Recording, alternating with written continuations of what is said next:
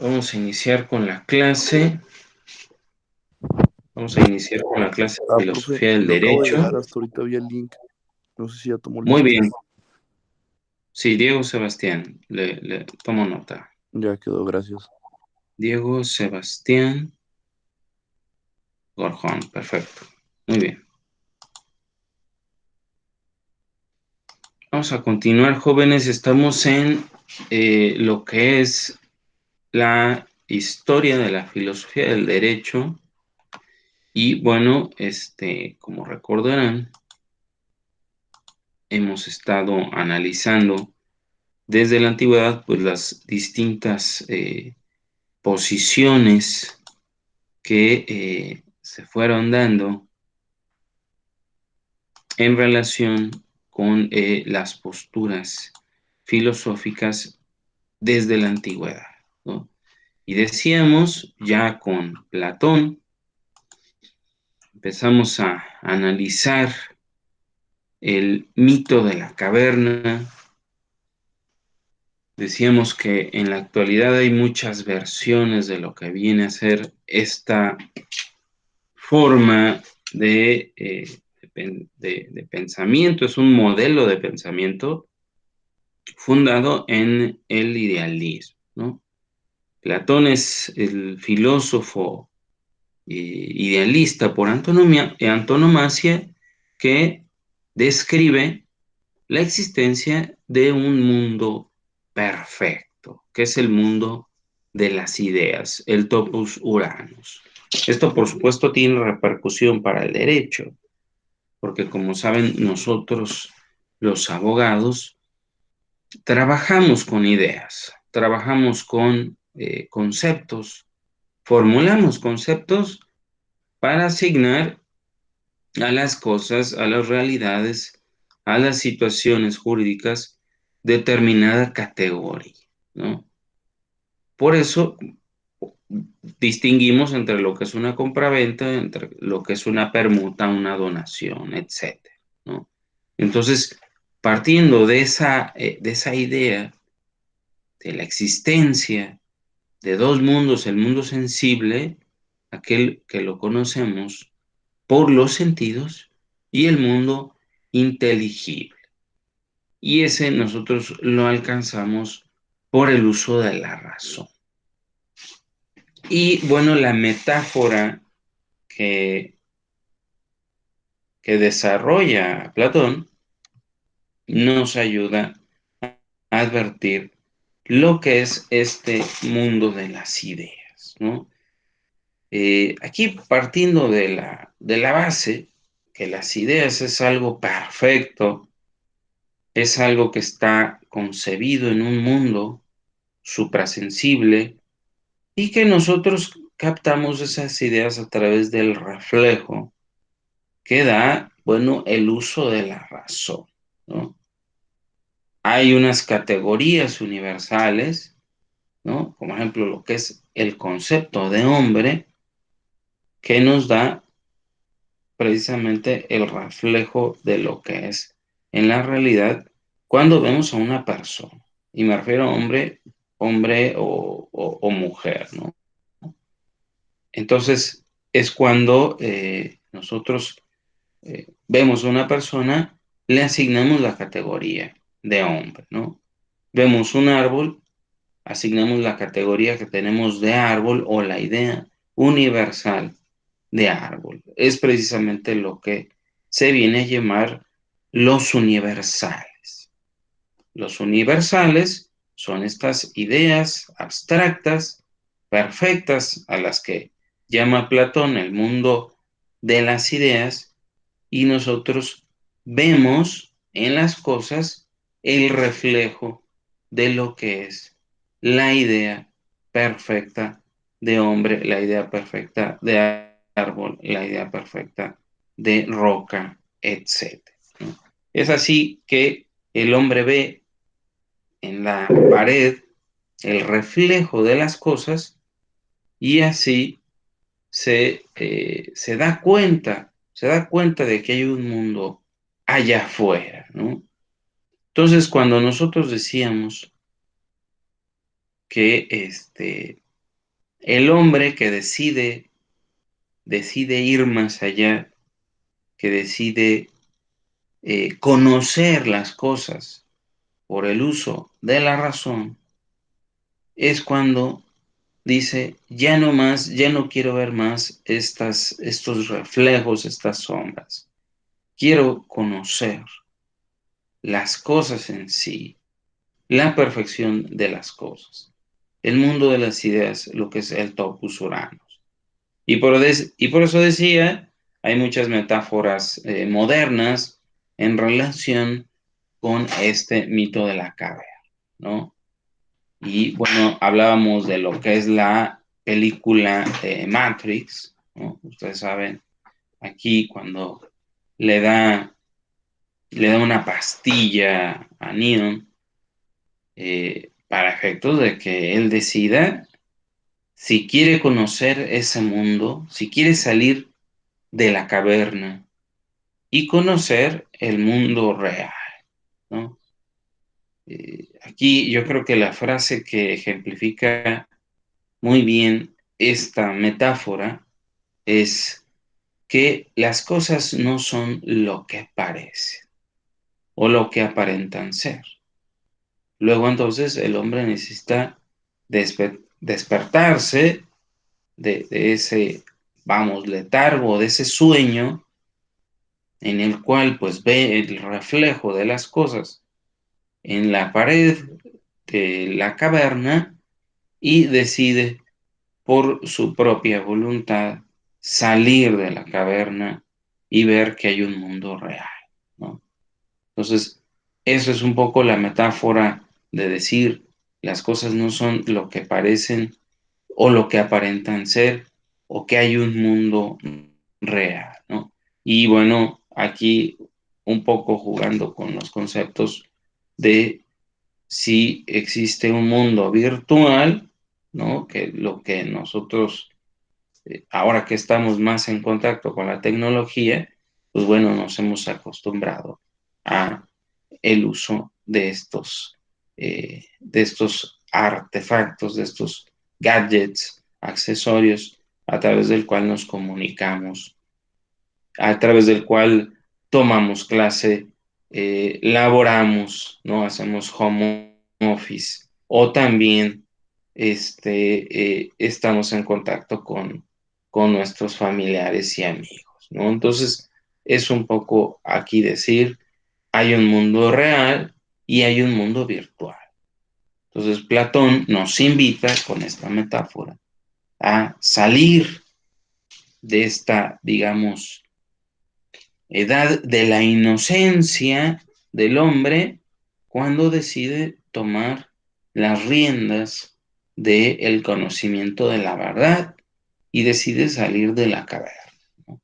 Un poco lo que hemos comentado de cómo esta visión es fundamental para la enseñanza del derecho, para la definición, bueno, por supuesto para la filosofía, ¿no? Pero esto ha trascendido a nuestras tradiciones jurídicas, sobre todo cuando formulamos conceptos, teorías y decimos, bueno, hay ideales de justicia, ideales en la construcción de nuestras instituciones jurídicas y nosotros a través de la ciencia del derecho vamos construyendo conceptos y designando categorías a situaciones jurídicas que no teníamos contempladas, ¿no? Por eso aquí el idealismo platónico nos ayuda a entender que a través del conocimiento racional de la verdad, nosotros también construimos la ciencia del derecho, construimos ese mundo jurídico a través de un lenguaje en el que nosotros asignamos categorías a determinadas situaciones, ¿no? Que se van presentando en la realidad. Y eso, por supuesto, que también tiene relación cuando formulamos valores, estándares de conducta éticos jurídicos, morales, en los que nosotros también, a través de la razón, del uso de la razón, designamos categorías y afirmamos qué es lo correcto, qué es lo incorrecto, qué es lo legal o qué es lo ilegal, ¿no? Pues muy bien, vamos con Aristóteles. Aristóteles es un filósofo, a diferencia de Platón.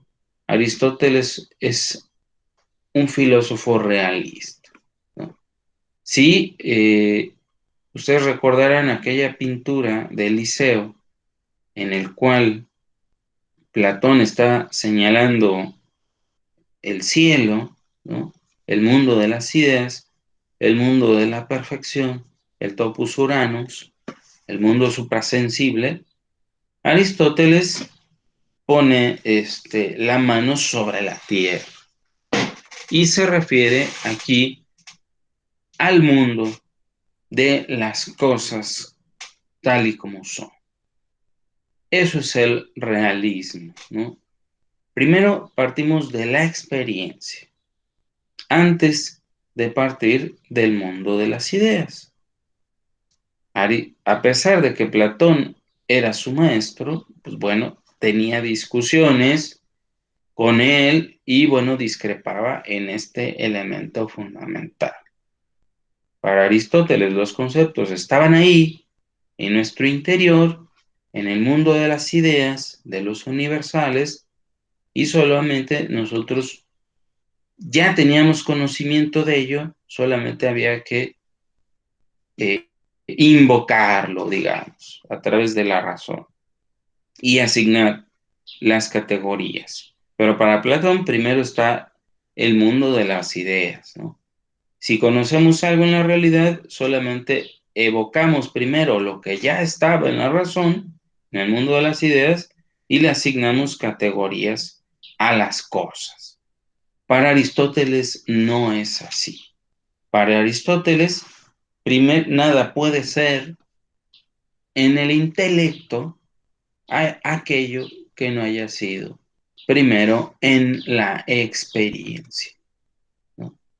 Entonces, aquí Aristóteles constituye la cumbre más excelsa, ¿no? Más eh, brillante, más primigenia de lo que es todo el pensamiento filosófico de la antigüedad.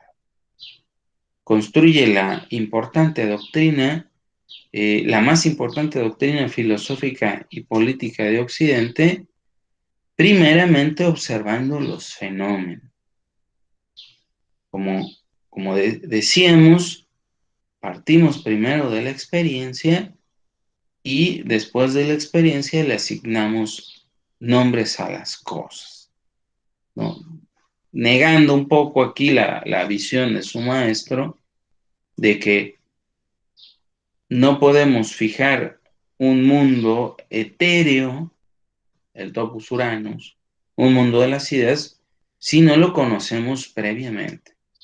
Primero es la experiencia, ¿no? Nosotros nacemos como un vaso vacío y lo empezamos a llenar de conocimientos, o como una esponja, vamos adhiriéndonos de conocimiento, llenando nuestro intelecto de experiencias, y esas experiencias analizamos, y es precisamente cuando decimos que Aristóteles vendría a ser el fundador de la ciencia, porque precisamente es el primero al que hace referencia a lo que es el método deductivo, entre otros métodos, ¿no? También el inductivo y todos los que existen en la lógica, la antigua lógica que a través de sus obras nos ha enseñado Aristóteles.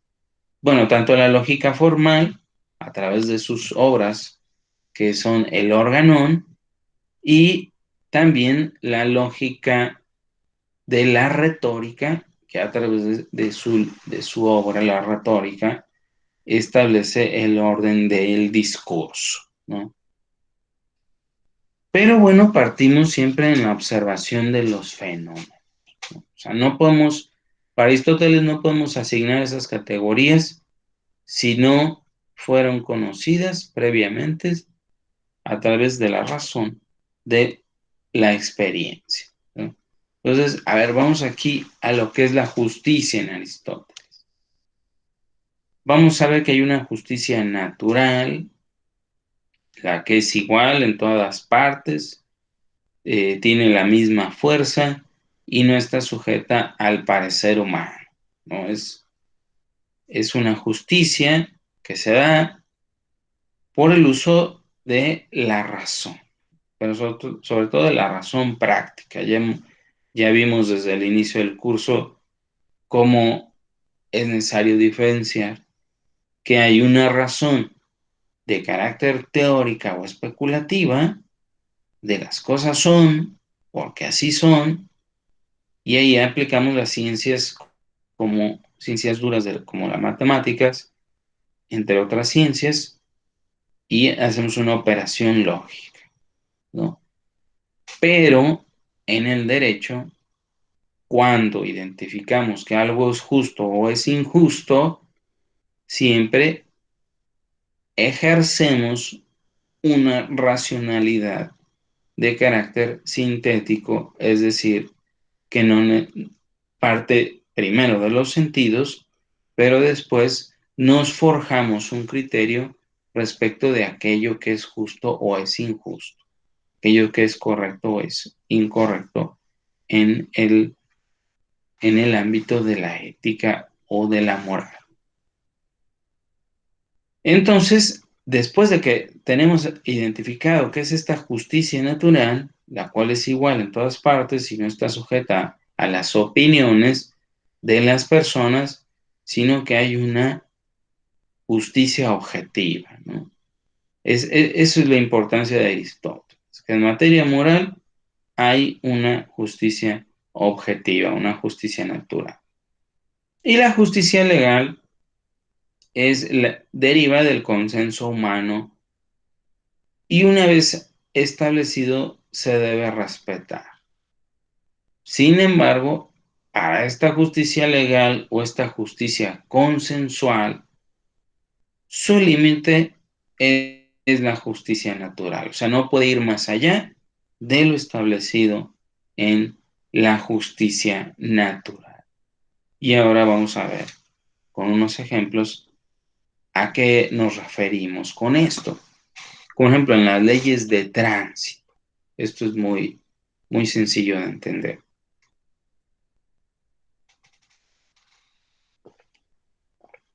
¿Cuándo fue que definimos si la regla de que si el alto es rojo, a ver, aquí creo que hay un error. Si el alto es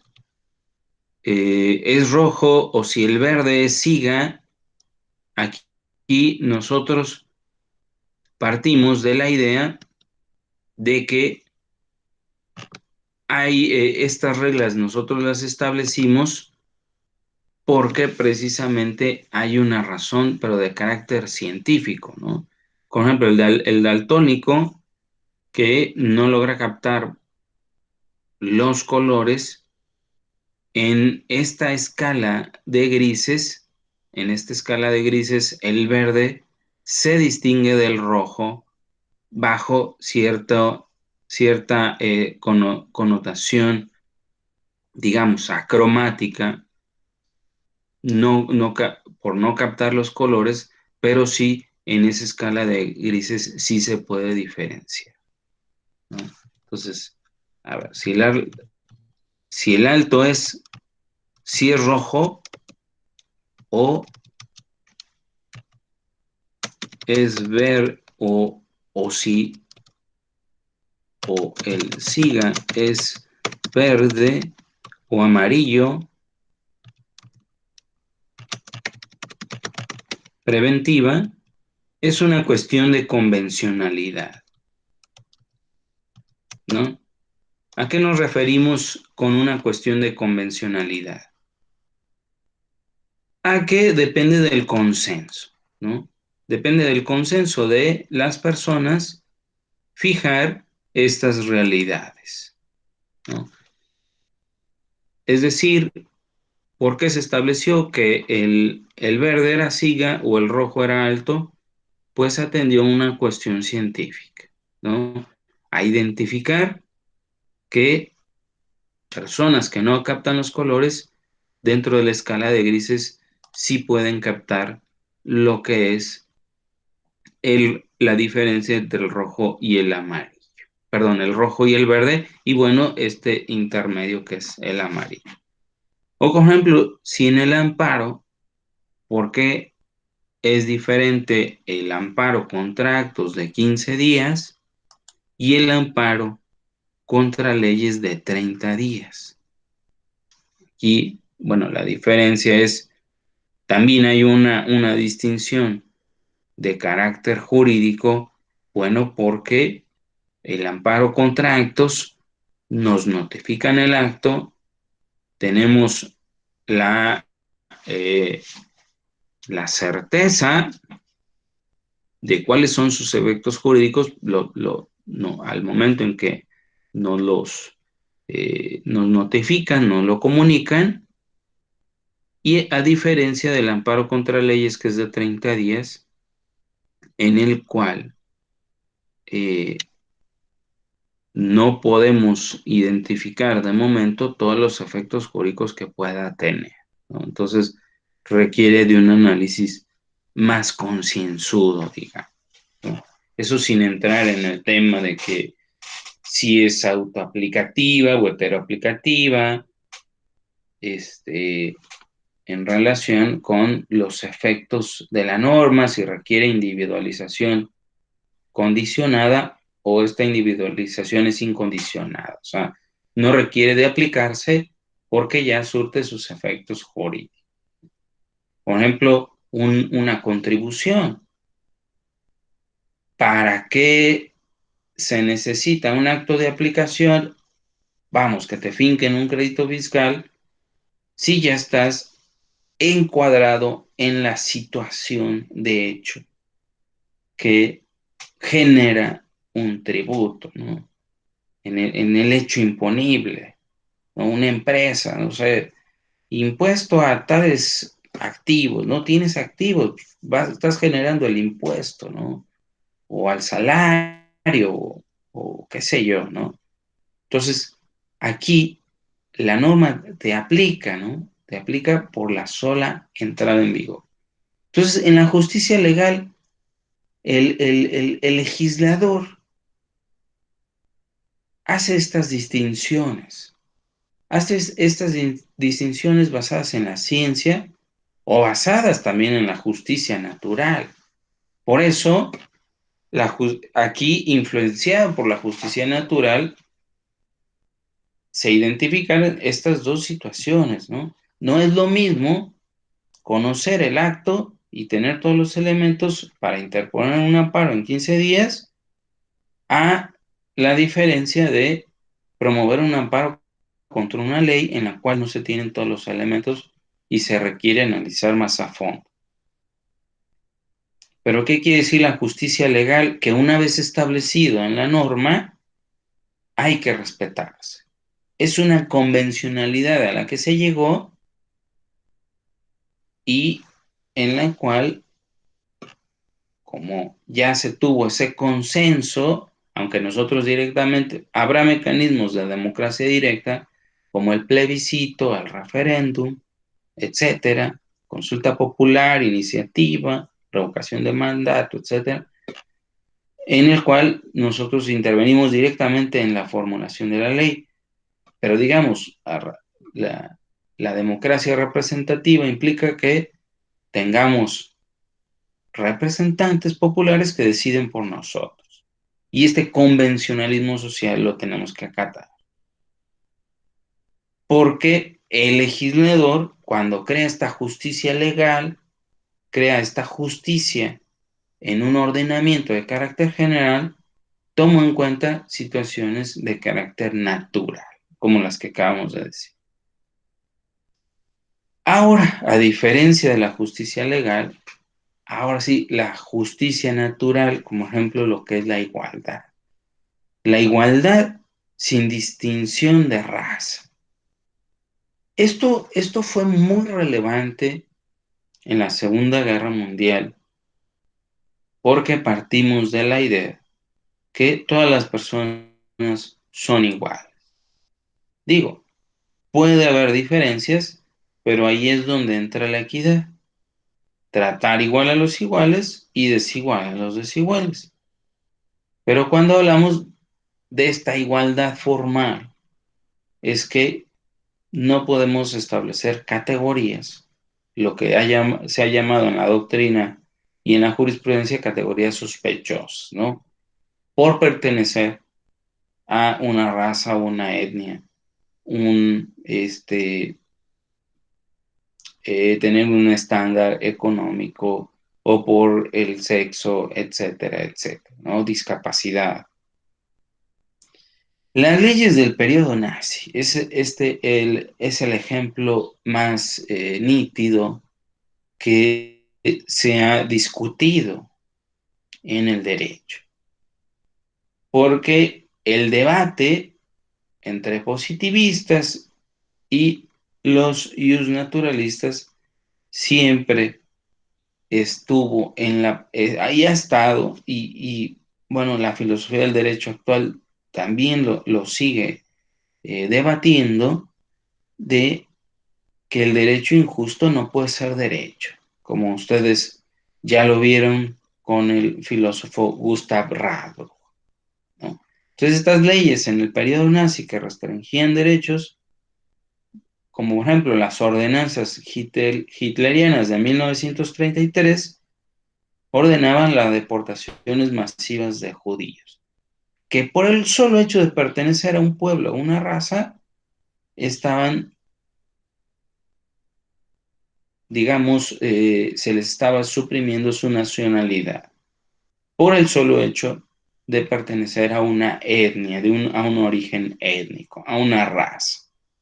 Entonces, aquí, la igualdad sin distinción de raza es un principio que a pesar de que el legislador lo desconozca, esta ley es injusta. Es injusta y no se puede considerar derecho. O sea, el entuerto, el derecho pervertido, no puede ser derecho en sí, derecho real, sino es un derecho desviado, ¿no? Es un derecho tuerto que le falta consideraciones de carácter moral para ser auténtico derecho. No sé si hay alguna duda hasta aquí.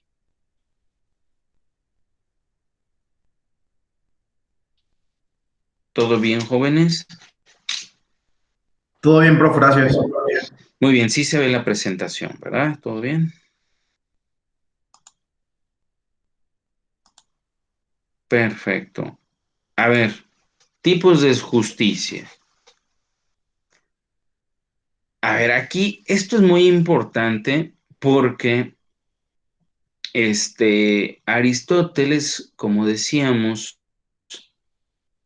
realiza a través de la experiencia, realiza o identifica distintos estándares de justicia, ¿no? Hay una justicia conmutativa que se da entre personas en un plano de igualdad. Y esta es la típica justicia que se da desde el punto de vista del derecho civil, del derecho privado. Partimos de la idea que las personas están en un plano de igualdad. Pero como sabemos, este plano de igualdad se da desde un aspecto formal, es una regla general que rigen las relaciones particulares.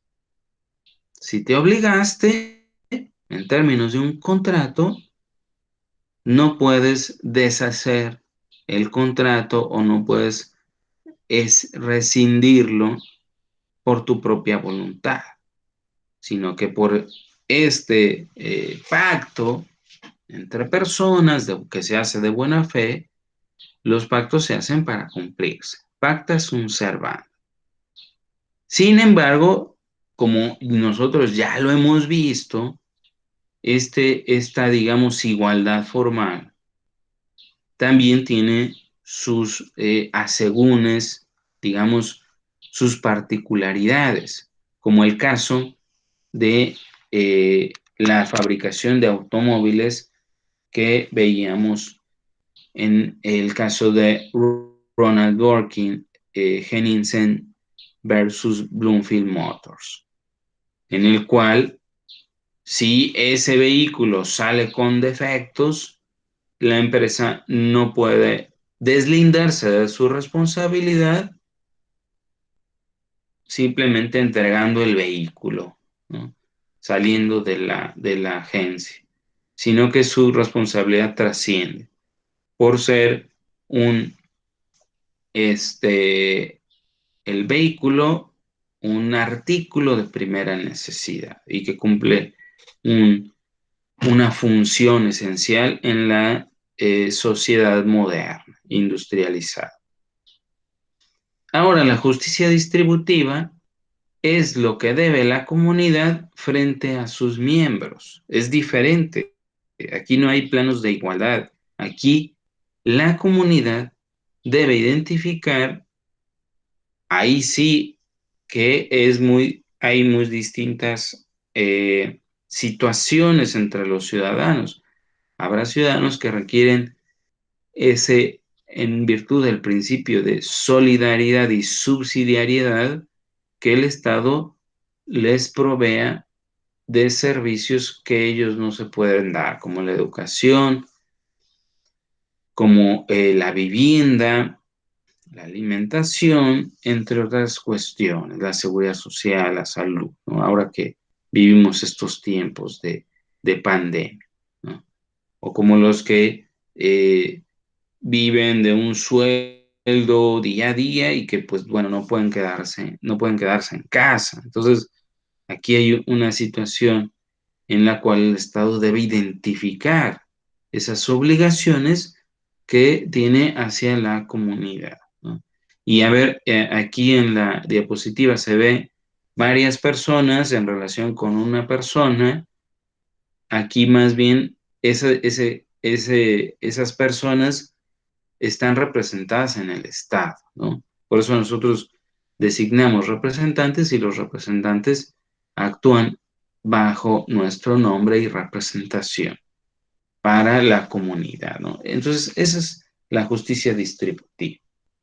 Y la justicia legal es lo que decíamos, que una vez fijada esa convención o esa obligación que está en ley, los individuos se lo debemos a la comunidad, tenemos obligaciones. Y veamos aquí algunos ejemplos. Justicia conmutativa decíamos que se da entre dos o más personas en un plano de igualdad, aunque no sean iguales. Decíamos, pacta sunt servanda, actuar de buena fe y conducirse con verdad e igualdad en los contratos bilaterales y onerosos, ¿no? Sin embargo, ya lo decíamos, esta regla general del pacta sunt servanda, como ya lo vimos en el pagaré, tiene sus salvedades, sus asegúnes. En el caso del pagaré, en donde se fija una tasa excesiva, exorbitante, bueno, ya tenemos que bajo la jurisprudencia se aplicó una prohibición que proviene, o su origen es el derecho internacional de los derechos humanos, como es la Convención Americana que prohíbe lo que es la usura, ¿no? Entonces, esto de pacta sunt servanda, pues bueno, tiene sus salvedades. Sí, tenemos libertad de fijar una tasa de interés a menos que sea excesiva. Entonces, el juez puede reducir de oficio esa tasa, ¿no? Como ya lo veía. Ahora, la justicia distributiva, decíamos que son obligaciones de la comunidad frente a sus miembros. Decíamos aquí el principio de solidaridad y de subsidiariedad, o sea, si el individuo no se puede prever de esos bienes, el Estado debe entrar a proveerlos. Aquí vemos desastres naturales, catástrofes, guerras y por supuesto lo que nos ocupa, pandemias, crisis en situaciones como las que estamos viviendo en tiempos del COVID-19, en el cual, bueno, el Estado debe procurar que los individuos estén en una situación de seguridad para efectos de no estar no adquirir esta enfermedad.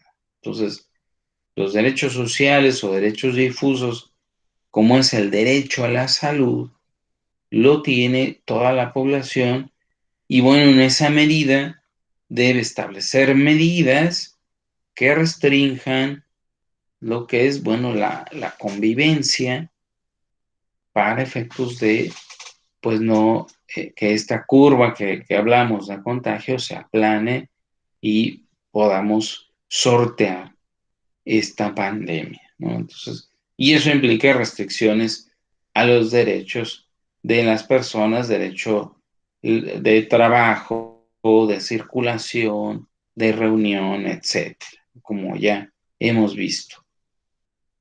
Y bueno, la justicia legal, que son obligaciones de los ciudadanos frente a la comunidad, como los principios generales respecto a los bienes públicos, normas jurídicas de tránsito y contribuciones, lo que ya decíamos, las reglas de tránsito provienen de estos convencionalismos sociales o de las contribuciones, que bueno, sí es un deber del ciudadano frente al Estado contribuir a los gastos públicos, pero y ahí viene el pero, de la manera proporcional y equitativa que fijan las leyes. O sea, no es así contribuir de tal manera que el impuesto se convierta en confiscatorio, sino que esa obligación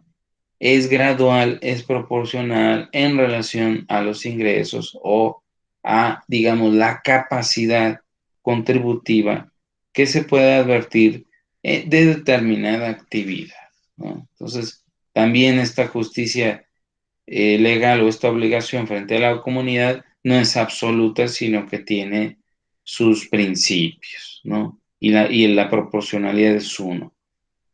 Eh, ya vimos el principio de proporcionalidad como herramienta hermenéutica. Bueno, en materia de tributos, en materia tributaria, bueno, también hay un principio de proporcionalidad, el cual no es el mismo que el principio de proporcionalidad como modelo argumentativo para justificar las restricciones a los derechos, sino que el principio de proporcionalidad tributaria tiene que ver con la capacidad contributiva, ¿no? En una escala gradual de quien, por decirlo así, en materia de impuestos sobre la renta, quien tiene más ingresos tiene mayor obligación de contribuir, ¿no? Entonces, estos son la justicia legal. Y entre otras cosas, pues los principios políticos o los derechos político-electorales, el derecho a votar, a ser votado, de asociarse y afiliarse a un partido político, muchos se ha entendido como que son derechos, pero también son obligaciones a participar en los asuntos públicos. En muchos países, les podría decir el caso de este, el caso de, donde es Evo Morales, a ver quién me ayude, Bolivia, el caso de Bolivia, en el que es obligatorio votar, porque si no votas, no puedes acceder a servicios públicos, cualquier tipo de servicio, como ejemplo, sacar un pasaporte y también en los bancos no te pueden atender si no tienes tu certificado de que votaste, a menos de que pagues una multa alta, ¿no? Para demostrar que cumpliste con tu obligación. Entonces, en algunos países es obligatorio votar. Ya depende el modelo de cada sistema jurídico. Muy bien. ¿Aquí hay alguna duda, jóvenes? Todo claro. ¿Todo claro? Muy bien. Vamos a continuar. A ver, Aristóteles es el filósofo del justo medio. A ver, este es un tema relevante cuando advertimos en materia de moral, en materia de filosofía jurídica, esto de el estándar de actuación en materia ética cuando decimos que una acción es buena o es mala. A ver, aquí Aristóteles identifica que las acciones dependen de su moralidad en relación con una ética de las virtudes, digamos.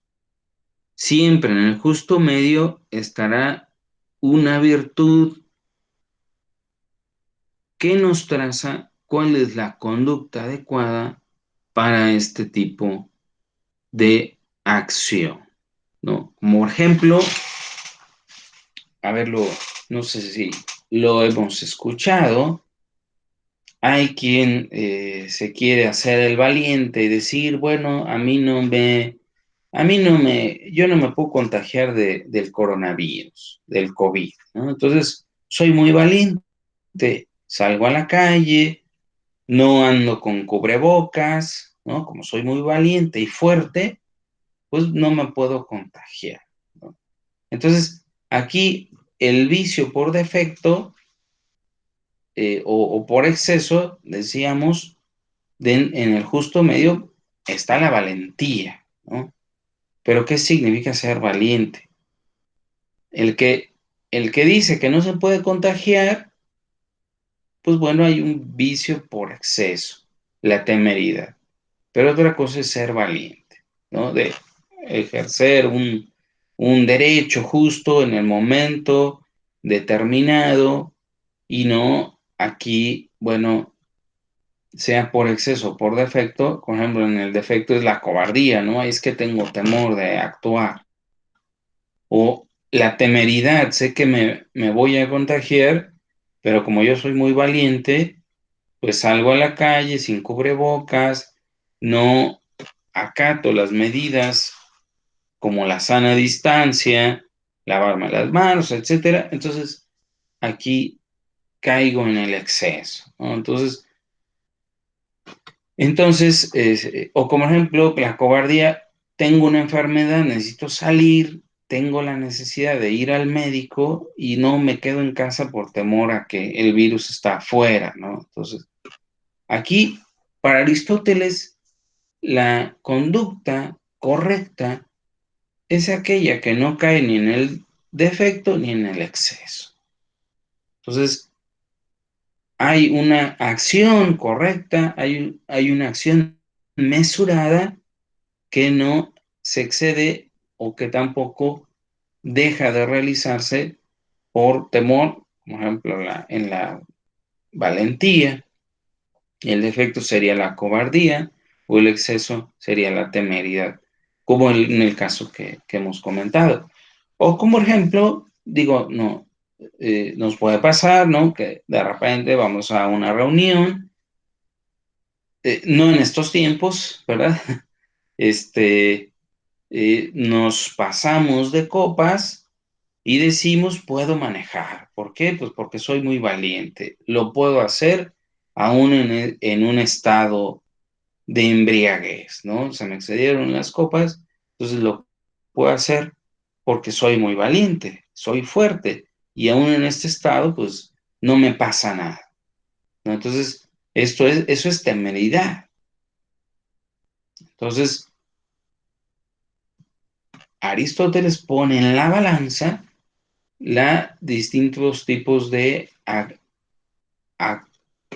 actuaciones o de comportamientos en relación con una virtud. Por ejemplo, la templanza o caer en el exceso, la intemplanza, ¿no? Comer de más. O el vicio por defecto, la insensibilidad, ¿no? Pues no como nunca, ¿no? Y entonces daño mi salud. O precisamente, y aquí la prudencia es fundamental. Y aquí ya voy a utilizar el ejemplo que decíamos del pagaré. Yo creo que sirve para explicar todas estas virtudes. Por ejemplo, la justicia aplica, como ejemplo, para fijar si un pagaré estableció una tasa no excesiva, una tasa correcta, entonces entramos en el terreno de la ganancia justa. Pero si esta tasa fue desproporcionada, caemos en una injusticia, es desproporcional, y nuestra eh, ganancia se volvió excesiva, entonces entramos en el terreno de la avaricia. Esto a veces, a ver, eso se puede entender como moralina, ¿no? Como así, no, es que esto es religión, es el catecismo. No es así, porque Aristóteles esto lo sostuvo antes del cristianismo. Si bien es cierto, Tomás de Aquino lo retoma y lo modula a partir de lo que es el amor al prójimo, etcétera. Aquí Aristóteles lo fija como buscar la acción más adecuada al caso concreto. Entonces aquí vemos un tema de prudencia también, y así lo dice la misma jurisprudencia. Debe reducir la tasa de interés de forma prudencial. La prudencia es la virtud del juzgador por antonomasia. ¿Y por qué el juzgador? ¿Por qué el juzgador tiene esa obligación de impartir justicia de forma prudente? Pues porque tiene que avisorar, o sea, tiene que advertir que con su sentencia puede producir efectos nocivos, perjudiciales o excesivos para una de las partes. Ya comentamos lo que fue el tema del pacto de anatocismo o del interés sobre interés que en su momento resolvió la Suprema Corte de Justicia de la Nación con la cuestión de la tasa de interés que se pactó en su momento con el tema de, acuérdense del FOBAPROA, estas deudas impagables que terminaron en una crisis financiera en el cual, bueno, las personas no tenían la posibilidad de pagar las deudas y las deudas definitivamente eran impagables porque se acumulaba el interés sobre el interés. Entonces, estas deudas se convirtieron en usurarias y si en su momento pues no teníamos digamos, la competencia contenciosa de la Suprema Corte, de la Corte Interamericana de Derechos Humanos, hubiéramos advertido que estábamos en presencia de una situación injusta, ¿no? Por desproporcionada, porque se establecían tasas inequitativas, excesivas. Entonces, decíamos que el juez, en este caso, debe atender a la equidad. ¿Y la equidad qué es? La justicia a rajatabla, dice Aristóteles, o la crasa justicia, o sea, aplicar la justicia sin ver el caso concreto, o la justicia absoluta, es la más crasa de las injusticias, porque no tiene todos los elementos para advertir la adecuada aplicación de la ley. La justa y proporcional aplicación de la ley, como nosotros ya lo hemos visto a lo largo del curso con los distintos casos que hemos tratado, sea cuando existan lagunas o cuando la obligación que parte de la ley es necesario modularla. Eso es lo que hace la equidad.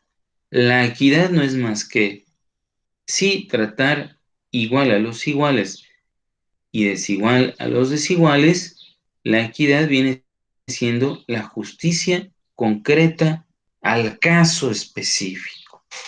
Y el caso específico, como ya lo vimos en materia de un pagaré con tasa excesiva, aplicamos la prudencia del juzgador y advertimos cuando estamos en presencia de una ganancia ilícita, ¿no? Bueno, aquí cuando caemos en el exceso, por ejemplo, la prudencia del juzgador, la pasividad, yo creo que nuestra Suprema Corte de 1994-95 fue pasiva. Fue pasiva porque dejó pasar una injusticia, pero también imprudente. ¿Imprudente por qué? Imprudente porque a raíz de estas obligaciones excesivas, pues se fueron a la quiebra muchas empresas y se generó una crisis.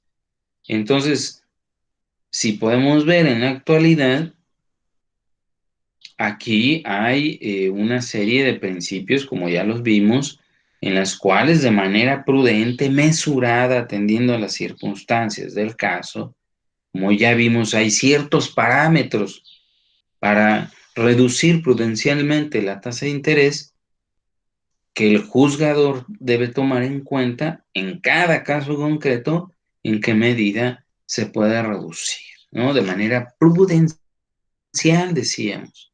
Esto es fundamental. Entonces, y en materia de la ganancia justa, o sea, por supuesto que las empresas pueden obtener una ganancia justa, ¿no? Entonces, tampoco, a ver, tampoco vamos a caer aquí en posiciones ideológicas. ¿Saben a lo que me refiero ahora con este debate? Los médicos en época del COVID se enriquecen, ¿no? Se hacen ricos. Bueno, habría que ver, ¿no? ¿Quién en lo particular sí está aprovechándose de esta situación?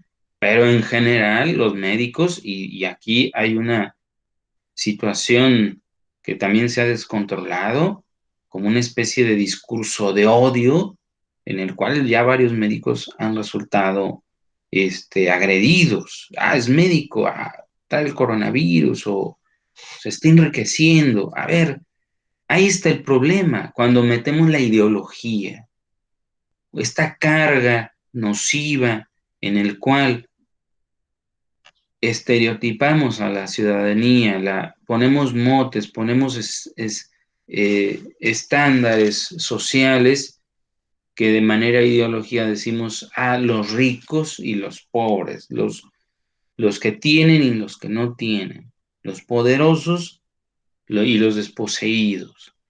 Entonces aquí yo estoy, papá Estado, para decir quién puede ganar y quién pierde, o más bien todos pierden, ¿no? No sé si me doy a entender con esto de la ideología.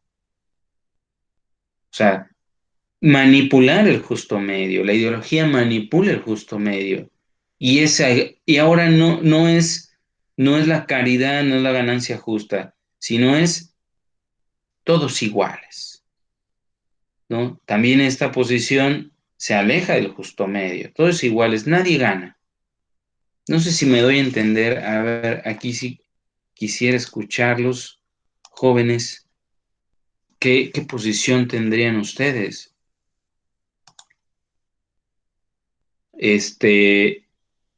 Dejar de considerar una ganancia lícita. No hay derecho a una ganancia lícita, ¿no?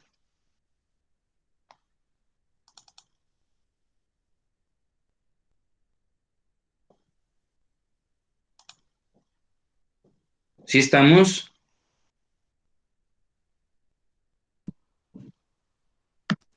Sí. Ok. Sí, no sé si me voy a entender eh, o identificamos la problemática, ¿no? Nadie gana, ¿no? Nadie gana. Esta posición de decir eh, o todos con dinero o más bien todos sin dinero. O sea, ver el capital como algo nocivo, ver la ganancia de una empresa como algo nocivo. Entonces, aquí la cuestión no es si quién puede ganar mejor o quién no puede ganar, sino más bien es preferible que nadie tenga. Entonces, estas posiciones ideológicas, como vemos, también tergiversan lo que es la justicia al caso concreto. Hay que analizar que, por supuesto, que una ganancia eh, lícita, no toda ganancia es ilícita. Entonces, encontrar el justo medio es analizar de manera prudencial cuándo podemos estar ante una situación en la cual implique que la ganancia se convierte en injusta, ¿no? Como en el caso de una tasa excesiva. Pues muy bien, jóvenes, no sé si hay alguna duda en relación con la presentación.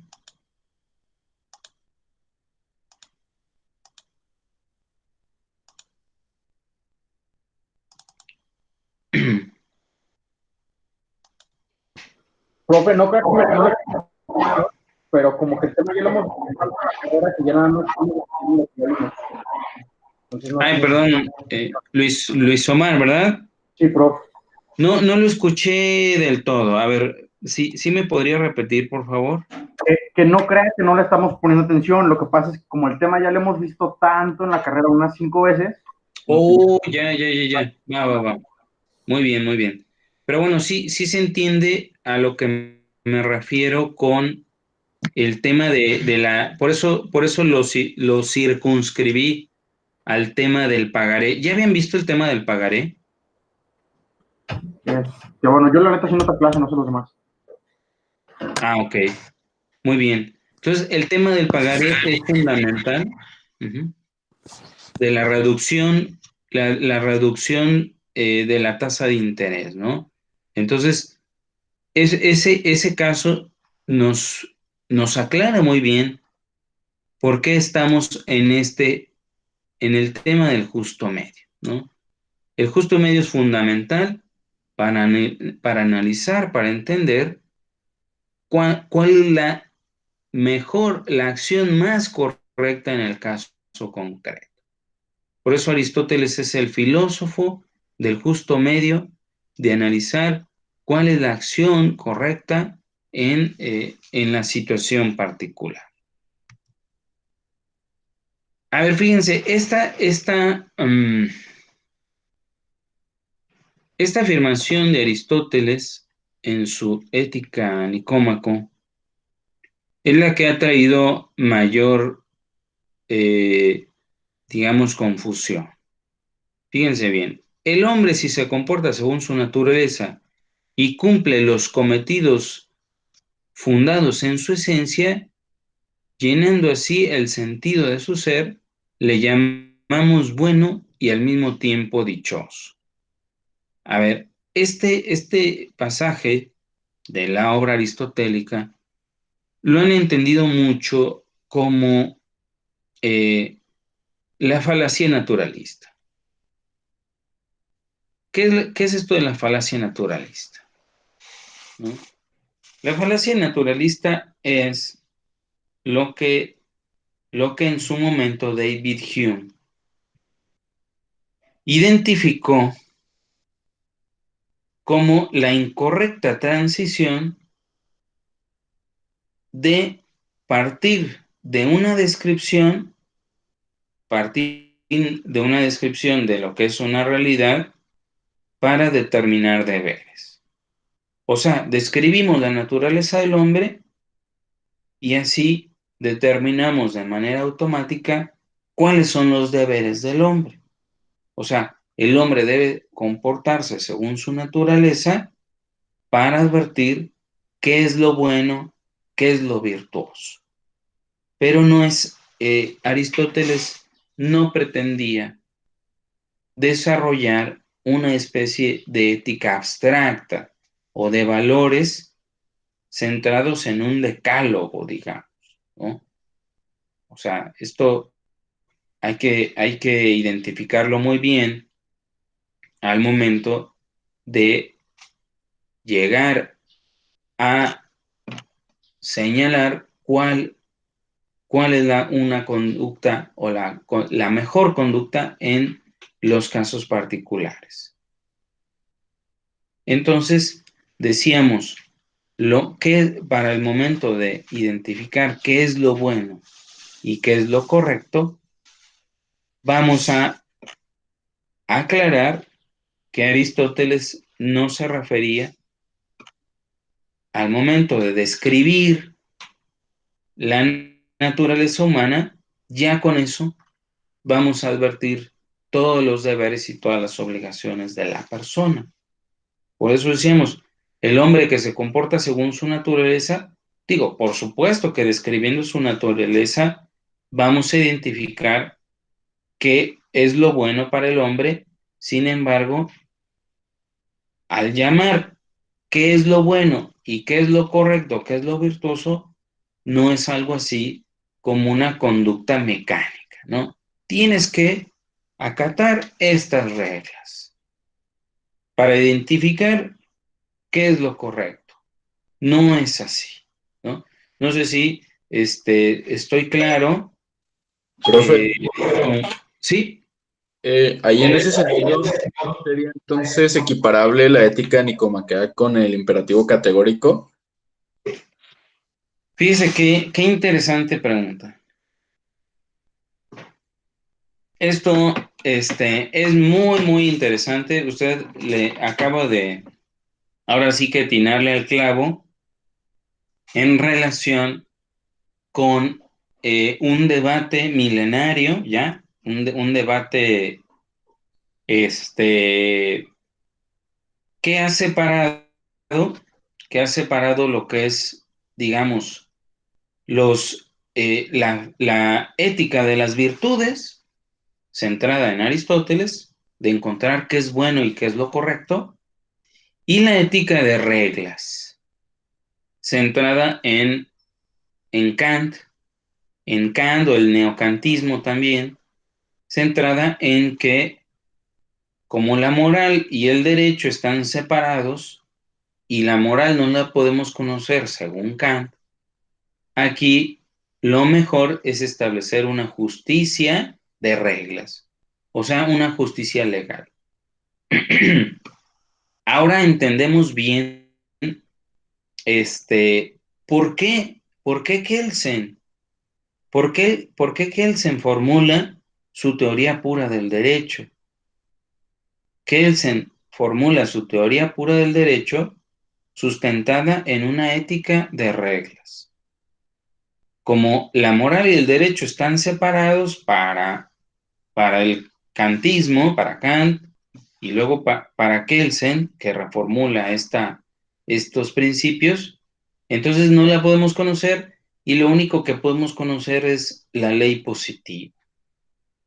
Entonces, esto no es asimilable al imperativo categórico kantiano.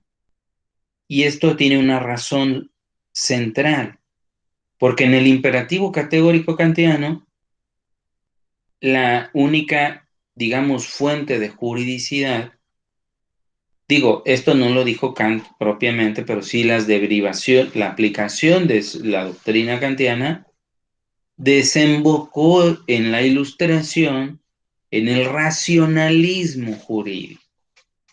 El racionalismo jurídico, como lo vamos a ver aquí,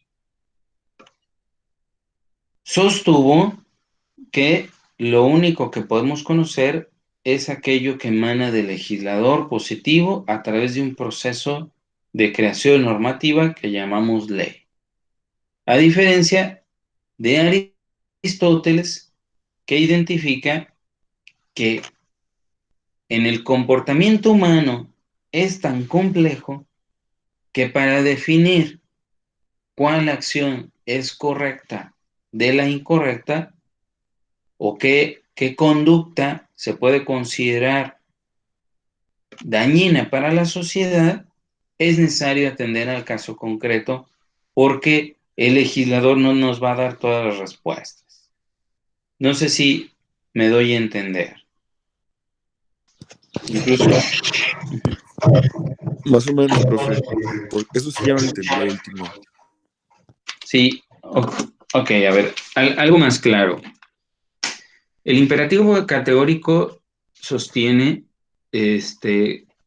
que hay que comportarse de tal manera que tu conducta se vuelva una norma de carácter universal. Aquí el problema de Kant es que ese comportamiento no deviene de que yo me comporte de esa manera porque existan valores universales y objetivos, sino deviene, y así lo han entendido algunos, deviene porque me conviene. Me conviene que no le haga yo esto al otro porque después se me va a regresar. O sea, no hagas al otro lo que no quieres que te hagan a ti. Para Kant sería, pues porque esto es conveniente para mí. En cambio, para Aristóteles, el imperativo categórico vendría a ser, no dañes a otro porque en sí mismo, objetivamente hablando, no porque me convenga o no me convenga, esa conducta daña al otro y daña también a la sociedad. Porque quien roba a otro o mata a otro, o como ya el 1000 veces visto el caso del nieto que asesina a su abuelo, pues va a recibir un beneficio a raíz de un delito. ¿No? Entonces, este imperativo categórico en un momento dado pudiera ser basado en conveniencias de aquello que solamente puedo conocer y que es la ley. O sea, es una ética formal, una ética de reglas que se reduce a que lo bueno y lo correcto está en la ley, porque el legislador no puede, ¿no? El legislador no puede ir más allá de aquello que puede establecer a través de una norma de carácter general y pues bueno, así como Kelsen ya lo dijo, no, la ley pues es todo el derecho y el derecho no puede estar más allá de lo que no está legislado. Entonces, el derecho natural es el no derecho, ¿no? Para Kelsen el derecho natural es cosa de la moral, de las buenas costumbres, de convencionalismos sociales, y el legislador lo puede tomar o no en cuenta, pero al momento de legislar, eso es lo bueno y es lo correcto. A pesar de que en el periodo nazi ordenaba la deportación de judíos y les negaba su nacionalidad, ¿no? Entonces, Eso sería la diferencia entre el imperativo categórico kantiano de decir, para mí lo bueno y lo correcto sería una ética de reglas y de lo que me conviene, y a diferencia de Aristóteles, lo bueno y lo correcto es en sí mismo bueno y correcto porque esa acción es justa en sí misma, porque podemos conocer las valores, las virtudes en los casos concretos. ¿No? No sé si me doy a entender. Sí, profe. O sea, le voy a decir, un kantiano a rajatabla no estaría de acuerdo con la jurisprudencia del pagaré, porque diría, no, a mí que me diga la corte cuál es la tasa de interés más justa. O sea, mi imperativo categórico sería, no te excedas de la tasa de, ¿qué les gusta? 15%. Entonces, un kantiano le diría, estaría en desacuerdo con la tesis que decía, a ver, ¿qué es eso de prudencialmente? No confío en los jueces. Los jueces son, para mí, o sea, para esa persona diría, no, para mí un juez tiene intereses, es corrupto, entonces no me fío de los jueces, sino que el juez simplemente tiene que ser un ser inanimado que aplica la ley a rajatabla. Entonces, que el legislador lo regule y que le ponga límites al juez. ¿Qué es eso de prudencial? ¿Qué es eso de la prudencia? Entonces, siempre una visión de ética de reglas diría que estaría en desacuerdo con que el juzgador sea alguien sabio, prudente, que aplique la ley adecuada al caso concreto. No sé si quedó ya un poco más explicado. Aquí,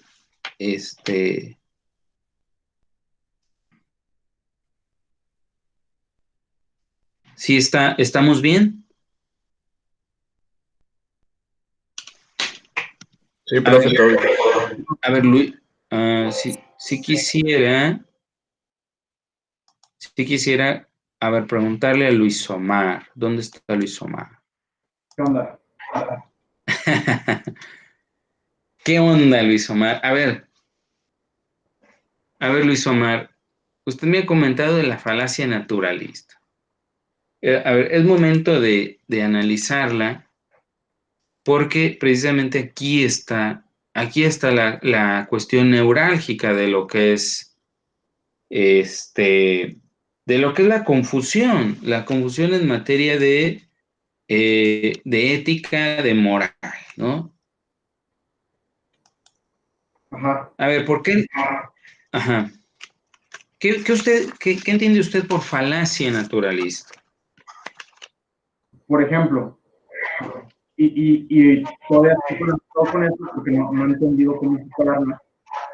Tenemos el argumento de que X tiene que ser de tal manera. Ujú. Entonces, surge la excepción que dice que no puedes derivar un deber ser a partir del ser. Y Ajá. estaba leyendo un libro hace como 3 meses y hicieron es un análisis lógico formal, desmenuzas el argumento en series, Q y en probabilidades de funciones y disyunciones, y no he encontrado yo una manera de superar la falacia naturalista. Porque en una lógica no es. Sí, sí, sí. Fíjese qué interesante. Eso es muy, muy interesante porque efectivamente no podemos resolver la falacia naturalista con una ética de reglas. O sea, lo que decía David Hume,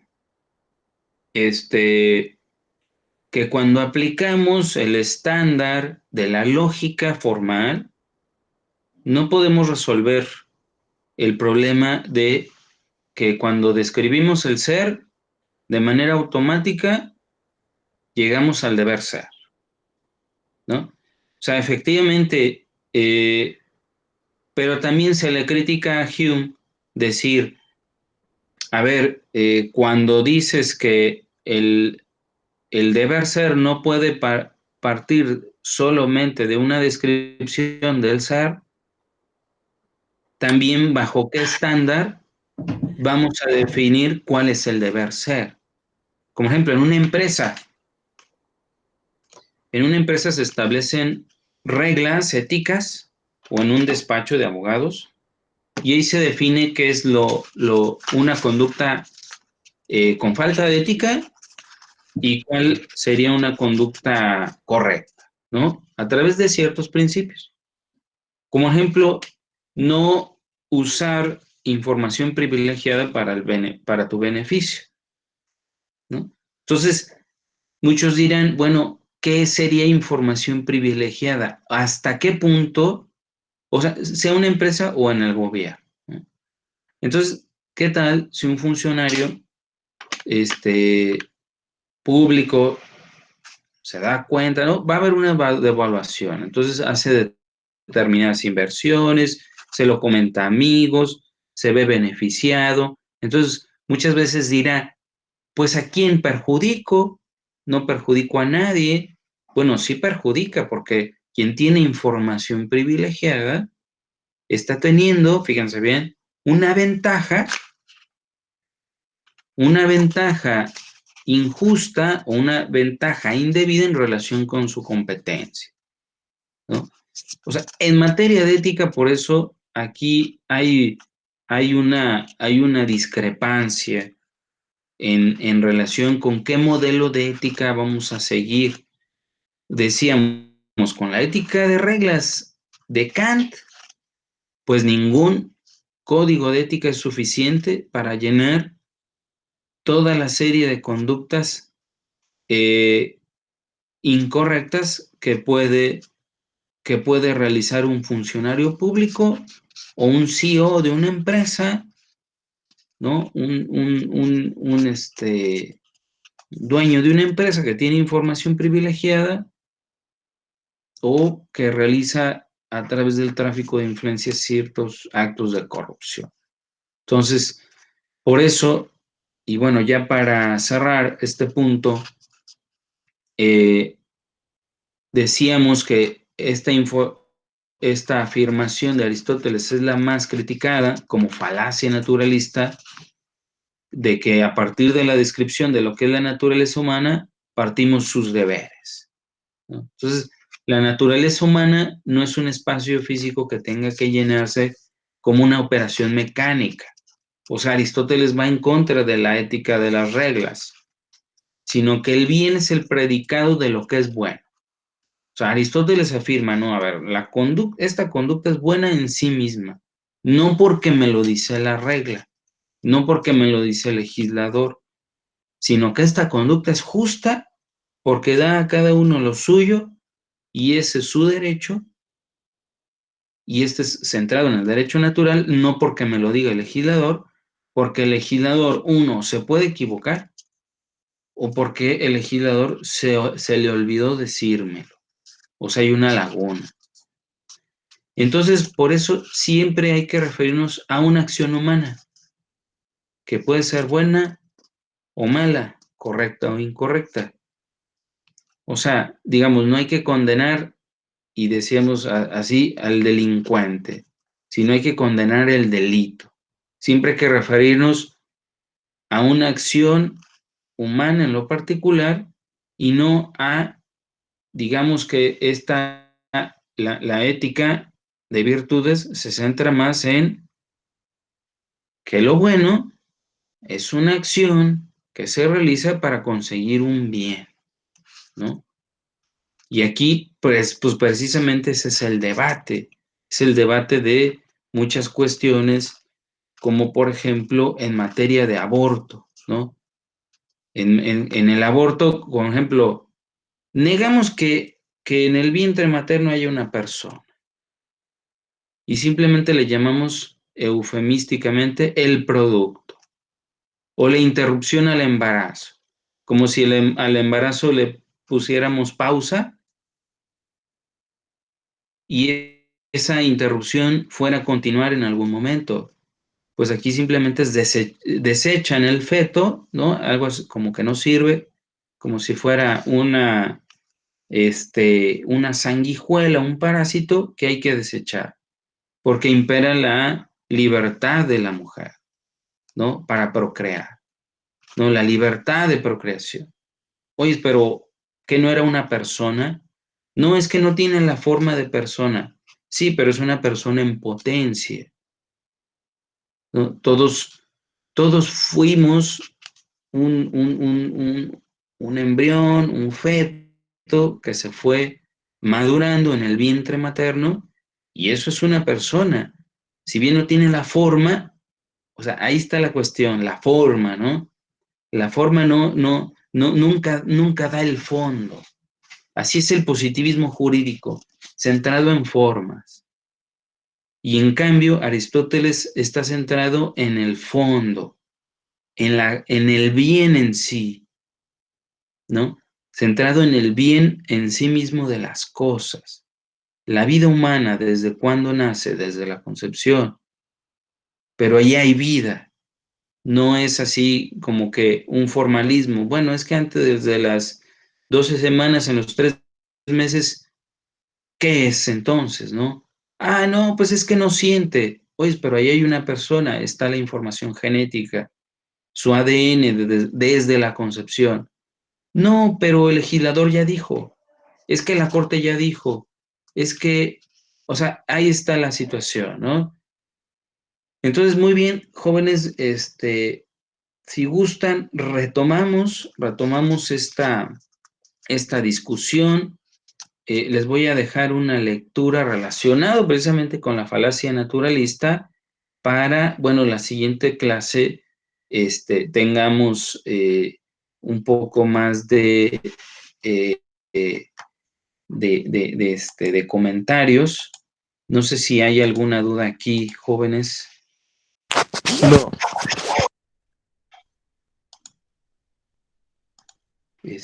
No sé si hay alguna pregunta. Y pues bueno, No, pero ¿verdad? Entonces, pues bueno, esta es la cuestión. Vamos, no es un tema sencillo, o sea, es un tema complejo. Entender la ética aristotélica, la ética de virtudes y diferenciarlo de la ética de reglas a lo que actualmente se ha llamado el constructivismo ético, que parte de fijar estándares de conducta en reglas formales, ¿no? Que es la ética kantiana.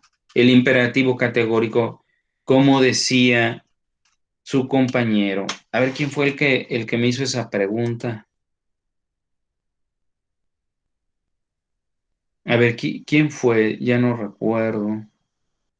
Del imperativo, su fui diferencia yo, con profe, ¿y ustedes?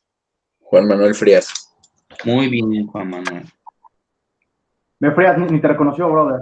Que ni vienes a clases, dice. es que no vas Sí, a no, ¿qué onda, clases. ¿Qué onda? No vas a Muy clases, bien. güey. No, muy Puntos bien. extras del parcial pasado no los has puesto, ¿verdad? Sí, no se preocupe, Michelle. Ahí tiene su punto No, extra. lo quería en el parcial pasado. ¿Perdón? O sea, ¿no iban a ser para el segundo parcial? Usted tiene para el final, pero también tiene para el parcial pasado. Ajá. Ah, ok. Sí, sí, sí. Sí, sí, sí. Sí, los que les puse punto, hay algunos que sí acumularon puntos y ya se los dije. Y los que les he estado poniendo puntos para ahora, pues bueno, es para el final. Ok. Muy bien, jóvenes. Pues bueno, no sé si hay alguna duda, jóvenes. Muy bien, entonces, que tengan muy buen día, jóvenes, y estemos atentos a la lectura que voy a subir en el portal. Ok, profe. Que tengan muy buen día. Profe, Gracias, igual, Gracias, profe. profe, igualmente. Gracias, profe, igualmente. profe, Hasta luego, muy buen día. Profe, la lectura la tenemos que subir cuando. Ah, la lectura es para el viernes. Ok, gracias, profe. Sí, hecho. Bye. Gracias, buen día. Gracias, Profe, profesor. yo me conecté un poquito tarde. Adiós, No sé si profe. puedo alcanzar asistencia o no. Ok. Pisano, es Pisano, ¿verdad? Sí, sí. Ok. Sí, igual Bueno. yo también, profe, Gracias. Ángel Ramos Acosta, de hecho ahí le puse en los mensajes, nomás que no lo quise interrumpir. Perfecto. ¿Quién más? Listo. Ramos Acosta, Pisano. Gracias, profe.